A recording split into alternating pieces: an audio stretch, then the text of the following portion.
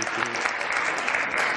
So, thanks a lot for the lovely introduction. I'll give one myself. My name is Chayan Chopra. I'm 24 years old. I was born and I grew up in Delhi. I did my schooling in this very city, and I finished my undergrad at this very college where I'm standing right now. So, actually, before I really begin, I would just want to, pay my respect to this college, to the principal, the teachers, and the friends slash acquaintances that I met on the way that, kind of dictated my life experiences going forward and got me where I am. So, lately I've been acting. That's probably why I'm here. I was on the Netflix TV series called Class, and but that's really just the tip of the iceberg, right? And today we're here to talk about what's underneath the iceberg. So I thought maybe let's dig a little bit, because as I was coming to this event here, I thought myself, I thought, how did I get here? Because if I was a second year or a third year student in this audience, watching a TED talk, I wouldn't have thought or had a wildest thought of me being an actor, me giving a TED talk, me, just being on stage, because for me the path was really set out.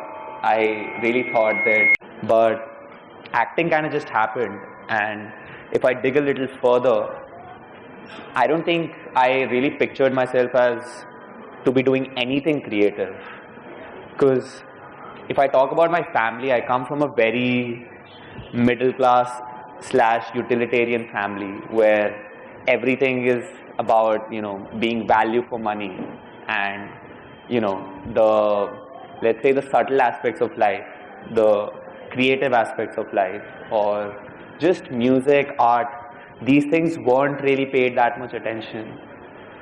So I kept thinking in the car, how did it start? And as far as I can recall, I think it started with Mr. John Mayer. So I was in the 10th grade when my brother bought a guitar. And that was the first non-value for money investment that I think me and my brother did. Because, it was a nuisance for my parents. I instantly loved the instrument. I just picked it up and I thought, whoa, this is great. I can create sounds. And so in the 10th grade, when I found the guitar, when I explored John Mayer, I explored all these other artists, I just fell in love with music. And that had never happened to me because, my upbringing was rather academic in nature. It was about debating, it was about doing all these kind of competitions, getting the highest grades, being the front bencher and everything. And so when I picked up the guitar, my parents thought, whoa, what is he doing? What is he getting into? But I just kept going. I would rather say that I just kept digging. And every day when I would come back from school, I would just instantly go into my room, pick up the guitar, and then kind of just start playing, figure out a new lick, figure out a new new melody, something. I explored all the standard artists that a guitar player would do. I listened to Metallica, Led Zeppelin, John Mayer. Then I got into Coldplay, Ed Sheeran. I started singing a little bit, and I think that was the main turning point, frankly, because before that it was rather standard in nature. So once music became an active part or an active reality in my life, that's when the second turning point kind of happened, which was about films. So I remember, I think the first film that really moved me, and this was also around the time when I was in 11th or 12th, I had started spending a lot of alone time with myself, with my guitar, with my laptop. That was the same piece of junk Lenovo laptop, which really didn't work that well, but it did the job. I would find movies online, and I would just wait, because the internet speeds were really low. I would wait to download those films and get the subtitle file right, and after that I would put it up on the TV and properly watch it, so that my movie watching experience isn't disturbed. And that's when I really explored like the world of films, which was, it's not just about Bollywood. It's not really the same kind of films that we've grown up watching, which are great, which have their own place. But I was just in my room, in front of my laptop, watching a French film. And I kept doing that. And, I went on IMDb, saw the top 250 list, started watching all of them, saw the classics, saw all kinds of great films. So by the time I was graduating from school, I realized that this is a big, important part of my life and I have to continue doing it. So when I came to college, that's when it was about taking a call. And the call was, okay, what kind of societies do I join? Because my parents were really inclined on me joining the academic societies, management or economics or mathematics or, the corporate society where you do all the case competitions, which are great. But I thought that, well, I've already done a little bit of it in 11th and 12th. This is probably the time for me to explore something new. And that's when I joined the theatre society, which again came as a shocker to my parents because they thought, you're actually going off track. We want you to, just follow the same path, be like your relatives, get a promotion after promotion after promotion, just be at the top of a corporate firm, that life is really nice. And I thought, well, I have an entire life to explore that aspect. I've already explored it to a little extent. Why don't I just explore art? It wasn't value for money at all. It was just creative and subtle in nature. And there was just something relaxing, frankly, about the rehearsals that we did in the theatre room. It was really just, you spent the entire day, this subject after that subject, this assignment, that exam, and at the end of the day, you had a 2-hour rehearsal where you would just keep your bag outside, which had all your books and textbooks, and you would just, it was really meditative in nature, frankly.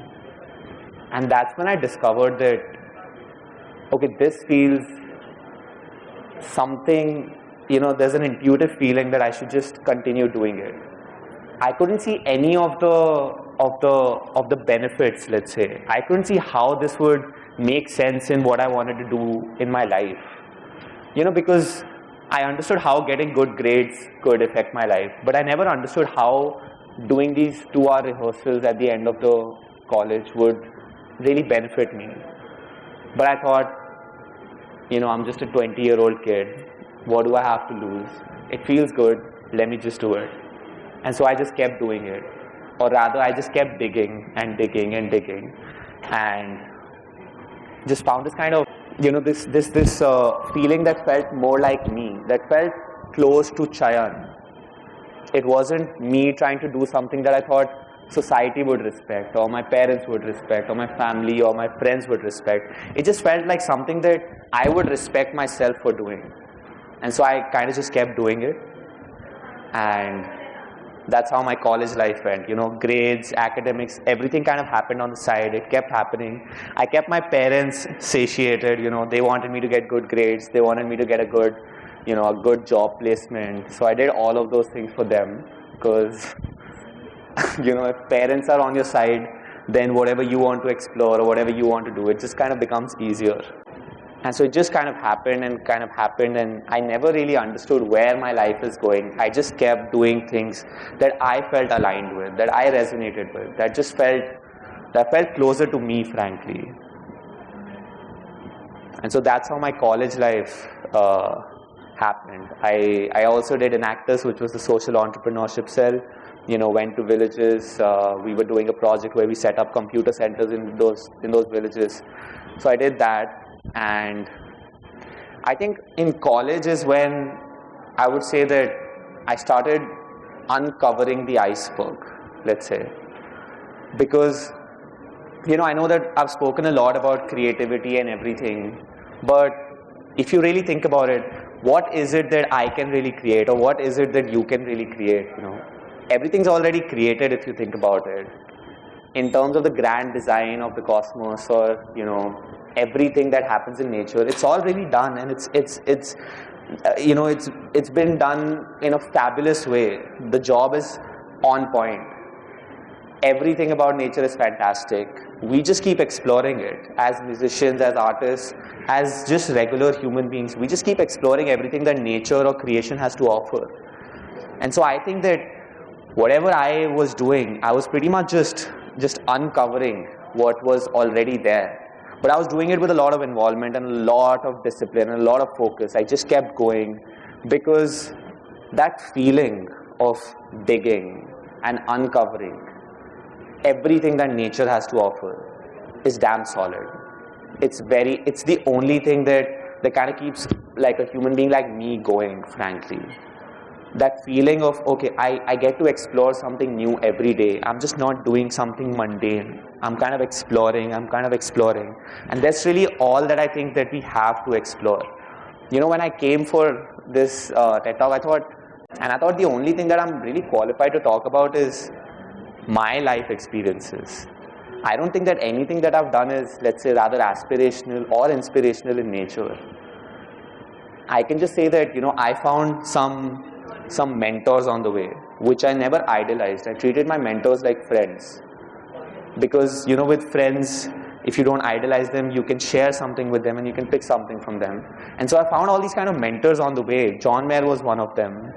And, you know, the movie directors like David Fincher, Quentin Tarantino, these were the others. And I just picked things that, you know, they had done in their life. And I thought, okay, maybe if I replicate, maybe I'll also find something, you know, something worthwhile in my life as well. And so that was pretty much the purpose of doing this, so that I can tell you that, you know, this is all that I've done. And maybe if you feel resonance with whatever I've done, you could try it yourself. And maybe you will dig or you will uncover something about your life that'll be worthwhile in nature. And so it just kind of happened, and music happened, then movies happened, then theater happened. After theater, social entrepreneurship happened.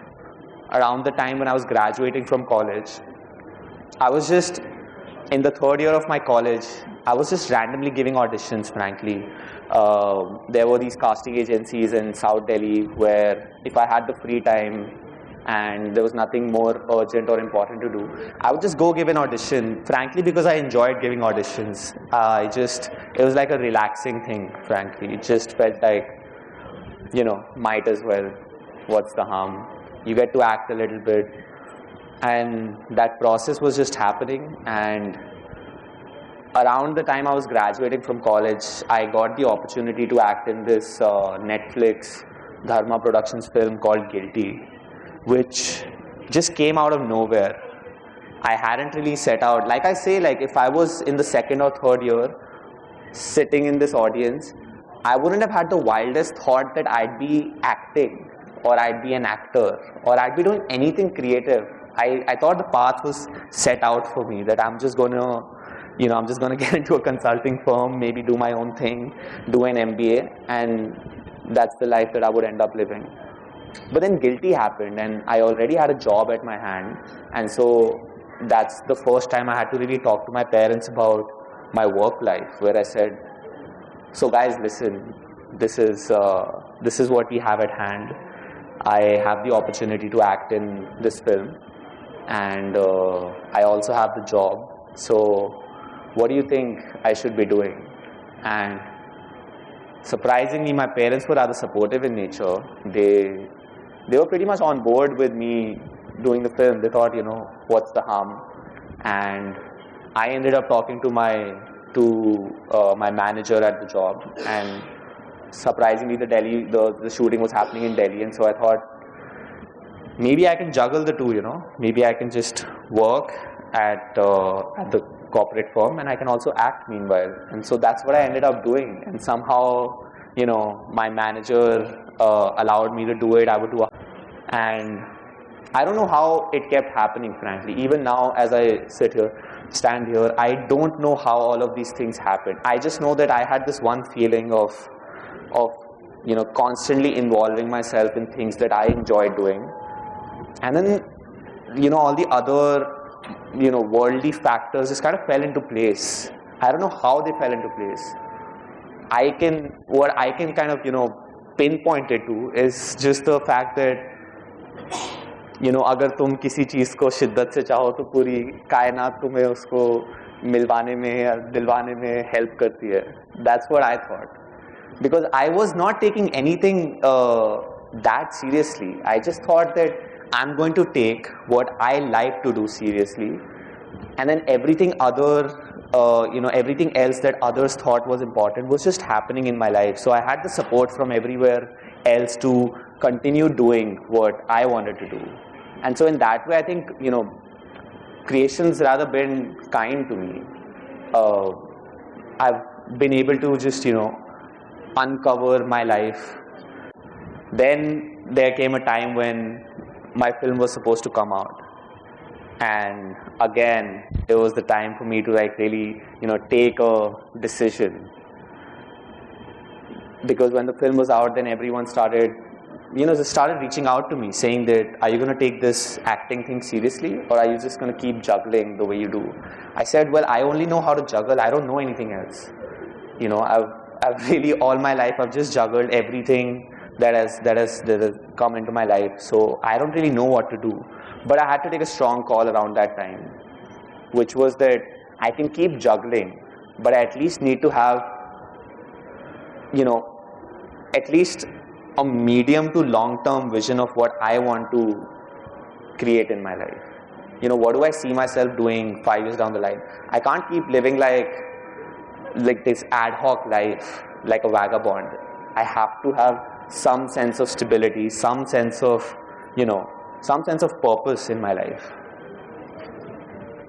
And I think around that time is when my brother was, really getting into spirituality, and he was getting me to explore spirituality as well. So I looked into everything. I looked into Osho, I looked into J. Krishnamurti, Sadhguru, Paramahansa Yogananda, everything, in terms of reading and in terms of intellectual knowledge. I kind of explored all these, human beings or scriptures or whatever. I kind of read through everything to just come to the main conclusion that I don't know anything at all. I read so much, I watched so much, and in terms of even life experiences, I'd just done so much. I'd done theater a little bit, I'd done acting, the job I'd done, I'd studied all these kind of business subjects, I even did a liberal arts course. So I realized that I've pretty much just explored a lot of things, but there's still no one seems to have an answer as to what this is all about. Like, what are you supposed to do? What is your work life supposed to look like? How do you find what you're doing? Anything. How do you make sense of anything that you're doing? And so I think that around that time when this happened is when I really, really, really came to the conclusion that this creation is way too big for me to understand anything. And the only thing that I can do is just keep digging. And so I think that's the only skill that I really have. I just know how to dig everything that life has to offer. I find something, if it's acting, if it's editing, if it's direction, if it's music, any instrument in music, I just keep digging, I just keep exploring, I keep understanding what it's all about, what are sounds, what do films do, in what way do movies move you. I just keep, exploring all these kind of aspects about everything that we do. And so I think that's pretty much what I have to offer to you guys, which is that if you really want to find something, or if you want to find meaning in something, the only thing that you can do is keep digging. If I want to talk about the iceberg, which is the theme of the event, there are two main parts to the iceberg. There's the hummock, which is the tip of the iceberg, which is the visible part that you see. And then there's the bummock, which is, what's underneath the ocean, what's underneath the iceberg essentially, that no one sees. But that is essentially what provides structure and strength to the entire piece of creation. And so if you find anything aspirational or inspirational about what someone else does that's visible to you, you must realize that the more important aspect of what that provides is actually what's underneath that tip of the iceberg that people have had to do. And so the only way that you can find how to do it is by keep digging. So keep digging. Maybe you will, uncover what's underneath the iceberg, and maybe that'll have like a good, that'll have a good outcome, which is the tip of the iceberg. But don't take the outcome that seriously. Just take what's underneath that outcome seriously, because that's how you create great outcomes. So, yeah. Thank you.